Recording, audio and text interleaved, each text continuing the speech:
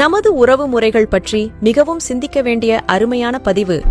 அண்ணன், தம்பி, அக்கா, தங்கை, சின்ன அண்ணன், பெரிய அண்ணன், சின்ன அக்கா, பெரிய அக்கா, சித்தப்பா, பெரியப்பா, அத்தை, மாமா, மச்சான், மச்சினி, அண்ணி, கொழுந்தனார், நாத்தனார், தாய்மாமன், சித்தப்பா பையன், சித்தப்பா பொண்ணு, பெரியப்பா பையன், பெரியப்பா பொண்ணு, அத்தை பையன், அத்தை பொண்ணு, மாமன் பொண்ணு, மாமன் பையன்.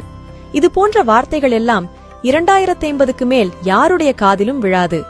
யாரும் கூப்பிடவும் மாட்டார்கள். அகராதியிலிருந்து கூட கொஞ்சம் கொஞ்சமாக அழிந்துவிடும்.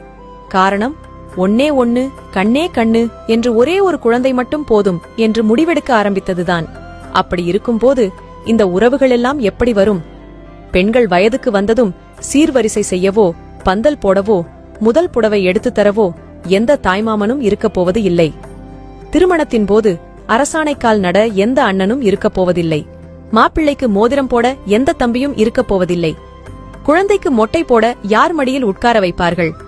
கட்டி கொடுத்த பெண்ணுக்கு ஏதாவது பிரச்சனை என்றால் அண்ணனும் தம்பியும் பறந்து செல்வார்கள். இனி யார் போவார்? ஒவ்வொரு பெண்ணும் சொந்த பந்தம் ஏதுமின்றி ஆறுதலுக்கு ஆளின்றி தவிக்கப் போகிறார்கள். ஒவ்வொரு ஆணும் தன் கஷ்ட நஷ்டங்களில் பங்கு கொள்ள அண்ணன் தம்பி யாருமின்றி அவதிப்படப் போகிறார்கள். அப்பா அம்மாவை தவிர எந்த உறவுகளும் இருக்கப் போவதில்லை. அந்த ஒரு குழந்தையும் வெளியூருக்கோ இல்லை தனி குடித்தனமோ சென்றுவிட்டால் ஒன்னே ஒன்னு, கண்ணே கண்ணு என்று வளர்த்தவர்கள் எல்லாம் வயதான காலத்தில் ஏனென்று கேட்க நாதியற்று முதியோர் இல்லத்திலோ அல்லது அந்த ஒரு குழந்தைக்காக கட்டிய வசதியான வீட்டிலோ அனாதையாக கிடந்து சாவார்கள்.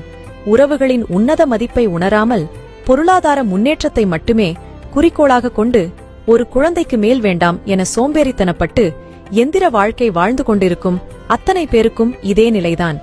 உடல்நிலை சரியில்லாமல் ஆஸ்பிட்டலில் சேர்க்கப்பட்டால் ஓடோடி வந்து பார்க்க உறவுகள் வேண்டாமா? சின்ன சின்ன விஷயங்களுக்கெல்லாம் எனக்கு உனக்கு என்று சண்டை போடும் அதே குழந்தைகள்தான் வயதான காலத்தில் அப்பா அம்மாவுக்கு ஏதாவது ஒன்று என்றால் நான், நீ என்று ஓடி வருவார்கள். கணவன், குடும்பம், குழந்தை என்று உயிரை விட்ட பெண்கள் கூட பெற்றோருக்கு ஒன்று என்றால் அத்தனையும் தூக்கி எறிந்துவிட்டு முதலில் வந்து நிற்பார்கள். ஒரே ஒரு முறை உங்கள் கடைசி காலத்தை நினைத்து பாருங்கள். பணமில்லாத ஒருவனை அனாதை என்று யாரும் சொல்வதில்லை. ஆனால் உறவுகள் இல்லாத ஒருவன் எத்தனை கோடி வைத்திருந்தாலும் அனாதைதான் என்பதை மறந்துவிடக்கூடாது.